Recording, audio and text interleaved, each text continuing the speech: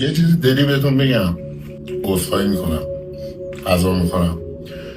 تمام این مکمل ها رو دیدی، و کراتین، گلوتامین، گینه، هر چیزی.